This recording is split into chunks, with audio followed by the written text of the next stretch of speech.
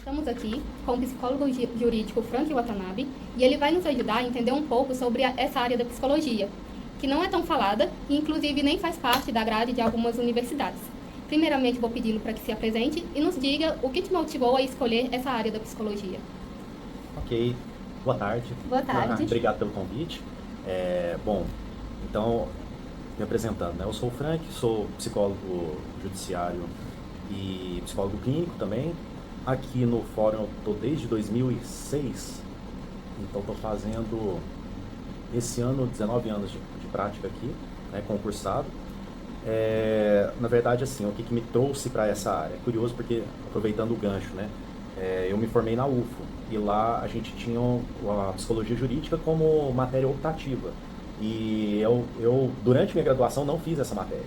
Então, quando eu fui estudar, né, para o concurso, eu não tinha a menor noção do que era psicologia jurídica. Como que eu vim parar nessa área? Na verdade, assim, a minha graduação eu tinha direcionado todo com o pensamento de que eu queria atuar na clínica. Mas quando eu me formei, até por questão da instabilidade que é a clínica no início de carreira, eu optei por fazer concurso, né? Aí um concurso que estava disponível era o concurso do Tribunal de Justiça de Minas Gerais, foi um dos concursos que eu tentei. Então, na época eu tive que estudar, me aprofundar na área. A forma como eu fiz isso, né? No edital vinha as matérias, um terço era português, um terço era psicologia e um terço era direito. Então a área do direito, como era completamente alienígena para mim, eu fiz um cursinho na área, então eu tive algumas aulas com professores do direito que auxiliaram bastante, né?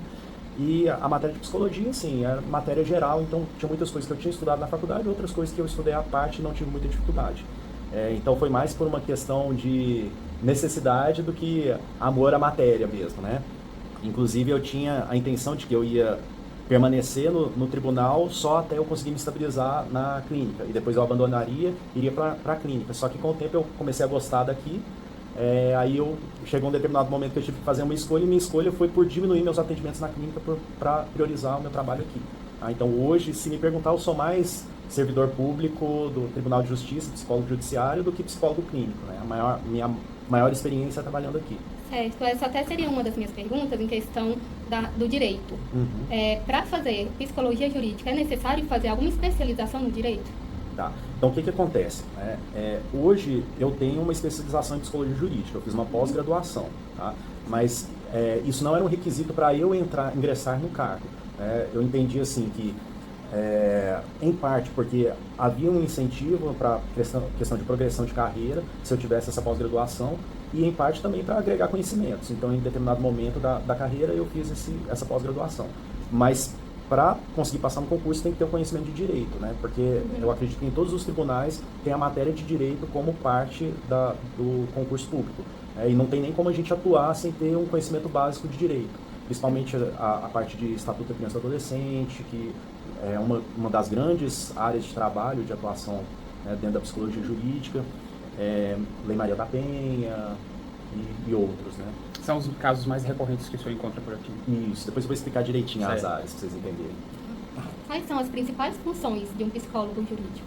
Tá, então basicamente, deixa eu explicar como que a gente entra aqui, tá?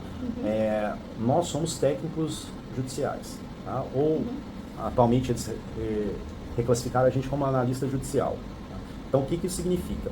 É como se nós fôssemos consultores dentro da nossa área técnica para o juiz. Então, nos processos judiciais, vamos pensar, existem vários tipos de processos. Processo criminal, processo civil, processo de família, processo de infância e juventude. Quando entende-se que tem necessidade de alguma informação dentro do conhecimento da psicologia, o juiz determina que a gente realize um estudo, né, um estudo psicológico. Então, de que forma que isso chega até nós?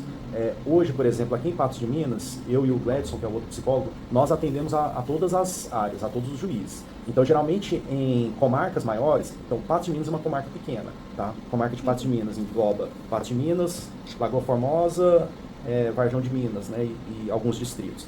Mas em comarcas maiores, você vai ter um contingente maior de profissionais. Aí, às vezes, o pessoal se especializa. Então, por exemplo, em Belo Horizonte, vai ter um psicólogo que é só da infância, um psicólogo que é só da família. Aqui não, a gente faz tudo, tá? Então, o que isso significa? O juiz, vou dar um exemplo. Um processo de uma criança que está em acolhimento institucional. Tá? Como que a criança foi parar lá? Alguém fez uma denúncia, o conselho tutelar interviu, viu que a criança estava em risco, levou para a instituição de acolhimento. Aí o juiz pede para que seja feito um estudo para avaliar se a família teria condições de receber essa criança de volta. Aí a gente vai fazer uma avaliação psicológica, tá? Para gerar um relatório. Esse relatório vai ajudar a subsidiar a decisão judicial. Tá? Então, depois que a gente fez o nosso relatório, ele vai para o processo.